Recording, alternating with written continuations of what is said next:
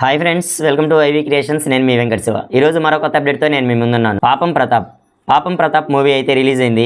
Hero heroine వాళ్ళిద్దరు చిన్నప్పటి నుంచి ఇష్టపడుతూ ఉంటారు. వాళ్ళిద్దరు లవ్ చేసుకొని వాళ్ళిద్దరు పెద్ద అయ్యాక పెళ్లి చేసుకున్నాక ఫస్ట్ 3 నైట్స్ అయిపోతాయి. ఫస్ట్ 3 నైట్స్ అయిపోయిన తర్వాత హీరోయిన్ తను వదిలేసి వెళ్ళిపోతుంది. ఆ హీరోయిన్ తనని వదిలేసి వెళ్ళిపోవడానికి గల రీజన్ ఏంటి, ఎందుకు వెళ్ళిపోతుంది, ఆ 3 నైట్స్ ఏం జరిగింది అనేది story.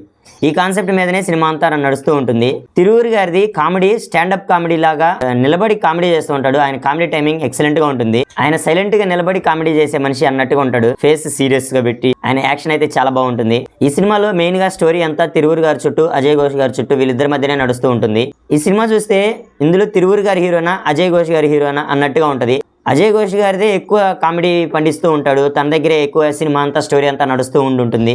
Payal Radhakrishna main heroine గా చేశారు. ఇందులో ఈ పాపం ప్రతాప్ మూవీని ఎస్పీ దుర్గా నరేష్ గారు డైరెక్ట్ చేశారు. దుర్గా నరేష్ గారిది తన ఫస్ట్ డెబ్యూ ఫిల్మ్ ఇది. తిరువురు గారిది స్టోరీ సెలక్షన్ అనేది చాలా డిఫరెంట్ గా ఉంటుంది. ఆయన సెలెక్ట్ చేసుకునే కాన్సెప్ట్ అనేది ప్రతిదీ డిఫరెంట్ గా ఉంటుంది. రీసెంట్ గా ఒక సినిమా చేశాడు, స్టూడియో నడుపుతూ అదొక స్టోరీ లాగా చేశాడు.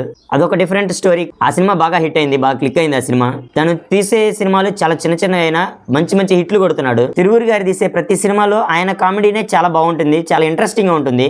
స్క్రిప్ట్ చూడడానికి కూడా స్టోరీ అంతా అతని చుట్టూ నడిచిన ఆ కామెడీ యాక్షన్ అనేది చాలా బాగుంటుంది. ఆయన దగ్గర మంచి ఇంట్రెస్ట్ అనేది అనిపిస్తూ ఉంటుంది. కానీ ఇందులో ఈ సినిమాలో అంత ఇదిగా పండించింది లేదు అన్నట్టుగా అనిపిస్తుంది. ఆ 3 నైట్స్ అయిపోయిన తర్వాత పాయల్ రాధాకృష్ణ ఎందుకు వదిలేసి వెళ్ళిపోతుంది, వదిలేసి వెళ్ళిపోవడానికి గల రీజన్స్ ఏంటి, మళ్ళా తిరువురు గారు తనని తిరిగి ఎలా తెచ్చుకుంటారు, పాయల్ రాధాకృష్ణని తిరిగి తీసుకురావడానికి తిరువురు గారు పడే కష్టాలు ఏంటి అనేది అది సినిమాలో చూస్తే చాలా బాగుంటుంది. అజయ్ ఘోష్ గారిది యాక్షన్ చాలా బాగుంది ఈ సినిమాలో.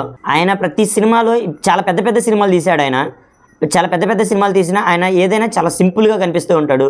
ఓల్డ్ సినిమాల్లో ఎవరైనా పెద్ద సినిమాలు మంచి హిట్లు కొట్టినా కూడా సింపుల్గా కనిపించినట్టు అజయ్ ఘోష్ గారు కూడా చాలా సింపుల్గా ఏ ఫంక్షన్కి వచ్చినా సింపుల్గా వస్తూ ఉంటారు. ఆయన దగ్గర అది చాలా బాగా నచ్చింది. ఈ సినిమా మీరు చూసినట్లయితే మీకు ఎలా ఉంది అనేది కింద కామెంట్లో చెప్పండి. ఈ వీడియో నచ్చినట్లయితే లైక్ చేసి షేర్ చేయండి. ఇలాంటి మంచి అప్డేట్స్ కోసం నా ఛానల్ సబ్స్క్రైబ్ చేయండి. Thanks for watching.